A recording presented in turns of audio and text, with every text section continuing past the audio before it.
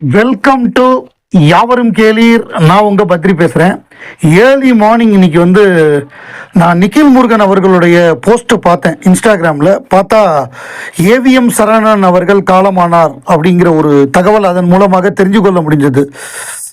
AVM நிறுவனம் AV Meiyappa செட்டியாருக்கு அப்புறம் அந்த நிறுவனத்தை மீண்டும் மிகச்சிறப்பாக நடத்தியவர் ஏவிஎம் சரவணன் அவர்கள். அவர் எப்பொழுதுமே ஒயிட் அண்ட் ஒயிட்டில் தான் இருப்பார். கையை கட்டிக்கிட்டு ரொம்ப அடக்கமாக சிரித்த முகத்தோடு அந்த பொறுப்புகளெல்லாம் ரொம்ப சிறப்பாக கவனித்தவர். பல்வேறு வெற்றி படங்கள் அவருடைய ஒவ்வொரு படத்தை பற்றியும் சொல்கிற விஷயங்கள்லாம் ரொம்ப அழகாக இருக்கும். இந்த படம் எப்படி வெற்றி பெற்றது, இந்த படம் எதனால் ஓடலை, இந்த படத்தில் எப்படி அந்த கதாநாயகனை புக் பண்ணோம், எப்படி பாடல், எல்லாமே ரொம்ப டீப்பாக நம்ம சாய் வித் சித்ரால கூட பேட்டி கொடுத்துருக்காரு. அவருடைய மேரத்தான் இன்டர்வியூ, பெரிய இன்டர்வியூ, அது ஏகப்பட்ட எபிசோடாக வந்தது. ஸோ அந்த மாதிரியாக ஏவிஎம் சரவணன் நம்ம கமலஹாசன் அவர்களை முதல்ல களத்தூர் கண்ணம்மாளை அறிமுகப்படுத்திய பொழுது அதில் ஒருத்தர் இருந்தவர். அவர் ஒருத்தர் அவங்க அப்பாட்ட கொண்டு போய் கமலை கூட்டிகிட்டு போய் காமிச்சவர் ஏவிஎம் சரவணன் அவர்கள். ஸோ அப்படிப்பட்ட சரவணன் களத்தூர் கண்ணம்மாளை அறிமுகப்படுத்தி கமலுக்கும் ஏவிஎம் சரவணனுக்குமான ஒரு பாண்டிங் அப்படிங்கிறது ஒரு சிறப்பான பாண்டிங்கு. கமல், ஏவிஎம் சரவணன், அந்த ஏவிஎம்மில் இருக்கக்கூடிய எல்லாரும், எஸ்பி முத்துராமன், இவங்க எல்லாமே கமலுக்கு ரொம்ப ரொம்ப க்ளோஸ். ஏவிஎம்ங்கிறது அவருடைய பிறந்த வீடு.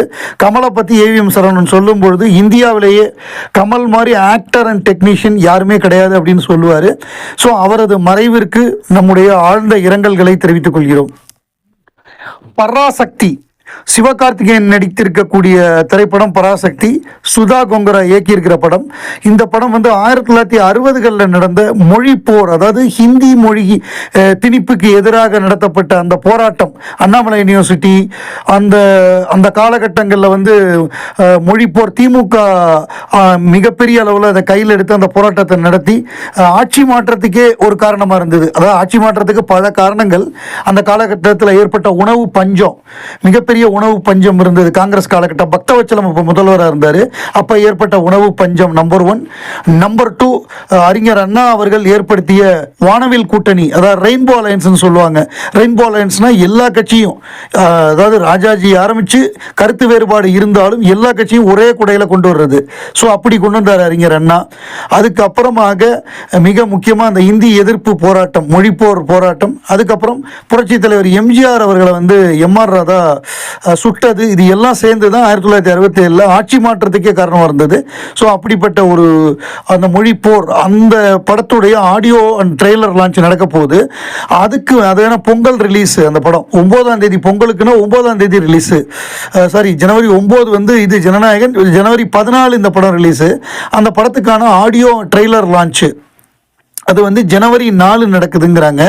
அது உலகநாயகன் கமலஹாசன், சூப்பர் ஸ்டார் ரஜினிகாந்த் 2 பேரும் சேர்ந்து அந்த நிகழ்ச்சியில் கலந்துக்கிறாங்க. இது SK25 சிவகார்த்திகேயனோட 25வது படம் அப்படிங்கிற மாதிரி சொல்கிறாங்க. ஸோ இது என்னென்னா, இந்த படத்துக்கு எல்லாருமே வருவாங்க. அந்த படம், விஜயோட படம் மலேசியாவில் ஆடியோ லான்ச்சு. அதில் பெரிய நட்சத்திரங்கள் யாரும் கலந்துக்கல. ஏன்னா அவர் எல்லாத்தையும் சண்டை போட்டு வச்சுருக்காரு. எல்லாரையும் காயப்படுத்தி, அவங்க ஃபேன்ஸ் எல்லாரோடையும் சண்டை போட்டாங்கன்னா யாரும் எப்படி வருவாங்க? ஸோ இதுதான் இப்போதைய நிலைமை. கமல், ரஜினி இதில் கலந்துக்குவாங்கன்னு சொல்கிறாங்க பராசக்தி ஆடியோ ட்ரெய்லர் லான்ச்சில். ராஜ்கமல் நிறுவனம் ஒரு திரைப்படம், அதாவது SU அருண்குமார், இவர் ஏற்கனவே நல்ல படங்கள் எடுத்தவர், சித்தா படத்தையும் எடுத்தவர். ஏன்னா இவர் நம்ம சித்தா படத்தை தயாரித்த சித்தார்த் அவர் உலகநாயகன் கமலஹாசனுக்கு மிகவும் நெருக்கமானவர். ஸோ அவர் சொல்லியிருப்பார் போல் இருக்கு, நல்ல இயக்குனர், இவர் நல்லா பண்ணுறாரு அப்படின்னு.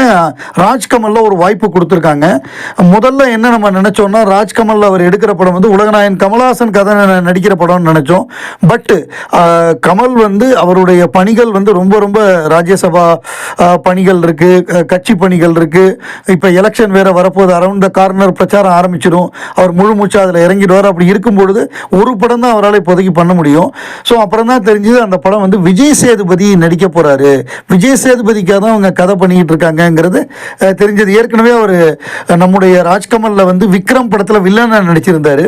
இப்போ கதாநாயகனா இந்த படத்தில் நடிக்க போறாரு. அதாவது ராஜ்கமல் நிறுவனம் தயாரிக்க, கமலஹாசன் தயாரிக்க, விஜய் சேதுபதி கதாநாயகன் நடிக்கிற படத்தை SU அருண்குமார், அவர் ஏற்கனவே விஜய் சேதுபதியை பற்றி வச்சு படம் எடுத்தவர். ஸோ இப்போ அவர் திருப்பி 2 பேரும் ஒன்று சேர்றாங்க. திரு பரத்வாஜ் ரங்கன் அவர் வந்து ரவுண்ட் டேபிள் நடத்துவார். அதெல்லாம் ரொம்ப மீனிங்ஃபுல்லாக இருக்கும்.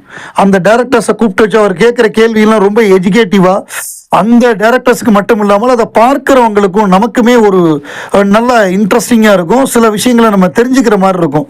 அந்த மாதிரி அவர் நடத்தக்கூடியவர். அதில் லேட்டஸ்ட்டாக அந்த புது இயக்குநர்கள்லாம் வச்சு பண்ணியிருக்காரு. புதுசாக இப்போ லேட்டஸ்ட்டாக படம் எடுத்தாங்கல்ல, குடும்பஸ்தன் படம் எடுத்த டேரக்டரு, அந்த மாதிரி 2025 வந்த டேரக்டர்ஸு. அதில் வந்து இந்த லவ்வா கிஸ்ஸுன்னு ஒரு படம் எடுத்த அந்த டான்ஸ் மாஸ்டர் சதீஷ், அதுக்கப்புறம் நம்ம டூரிஸ்ட் ஃபேமிலி எடுத்த அபினேஷ், இந்த மாதிரி அந்த பேட் கேர்ள்னு படம் எடுத்த அந்த பொண்ணு, இந்த மாதிரி நிறைய பேரை உட்கார வச்சு கேள்வி கேட்டாங்க. ஸோ அவங்க கேள்வி கேட்கும் பொழுது அதில் வந்து உலகநாயகன் கமலஹாசன் படங்களை சொல்லாமல் இருக்க முடியல அவங்களால. முதல்ல வந்து சதீஷ் என்ன சொன்னார்னா, டான்ஸ் மாஸ்டர், எனக்கு வந்து பஞ்சதந்திரம் மாதிரி ஒரு படம் பண்ணணும் அப்படின்னாரு. ஸோ என்ன சாரி மைக்கேல் மதன காமராஜன் மாதிரி படம் பண்ணணும்னாரு. அதுக்கு பரத்வாஜ் கேட்டார், காமெடியான்னு கேட்டார். சார் அதில் என்னென்னமோ இருந்தது, காமெடி மட்டும் இல்லை, அவ்வளோ விஷயங்கள் இருந்தது சார், அந்த மாதிரி ஒரு படம் பண்ணணும் அப்படின்னாரு. ஏன்னா மைக்கேல் மதன காமராஜன் வந்து 4 பிரதர்ஸ் வந்து எப்படி பிரிஞ்சு போய் ஒன்று சேர்றாங்க அப்படிங்கிறது தானே கதை. அதில் வரக்கூடிய காமெடி தானே. அதில் ஒவ்வொரு கேரக்டருக்கும் ஒவ்வொரு குணாதிசயம் இருக்கும். அதில் ஏகப்பட்ட சின்ன சின்ன கேரக்டர்ஸ் இருக்கும். அது சரியான படம். ஸோ அதை சொன்னார். அதுக்கப்புறம் வசூல் ராஜா மாதிரி ஒரு படம் பண்ணணும் அப்படின்னு ஆசைன்னு சொல்லி நம்முடைய இவர் சொன்னார், அபினேஷ் சொன்னார், வசூல் ராஜா மாதிரி பண்ணணும், எனக்கு அந்த படம் ரொம்ப பிடிக்கும் அப்படின்னு சொல்லி அவர் சொன்னார். ஒருத்தர் வந்து தெனாலியை சொன்னார். ஸோ ஒருத்தர் அந்த அவங்க எல்லாமே வந்து கமலஹாசன் படங்களுடைய ஒரு இதை சொல்லாமல் இருக்க முடியல. ஏன்னா வசூல் ராஜால எல்லாமே இருக்கும். எமோஷன் இருக்கும், பஞ்ச் டைலாக் இருக்கும், ஒரு ஹியூமர் இருக்கும், எல்லாமே கலந்து இருக்கும் அந்த வசூல் ராஜாவில். அதனால அதை பண்ணணும் அப்படின்னாரு.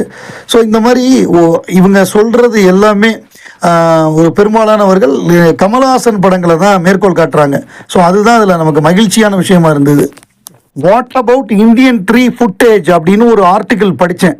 அதாவது என்னென்னா, இந்தியன் 2 படம் வந்து ஒரு தோல்வி படமாக அமைஞ்சதுனால, கேம் சேஞ்சர் தோல்வி படமாக அமைஞ்சதுனால இந்தியன் 3 வந்து யாருமே விரும்பலை, தேட்டரில் ரிலீஸ் பண்ணுறதுக்கும் விரும்பலை. அதே மாதிரி ஓடிடி நிறுவனங்களும் பெரிய விலை கொடுத்து வாங்க விரும்பலை. இன்னும் கொஞ்சம் காட்சி எடுக்க வேண்டியிருக்கு, அதுவும் வேண்டான்னு தயாரிப்பாளர் கையை கழுவிட்டார்.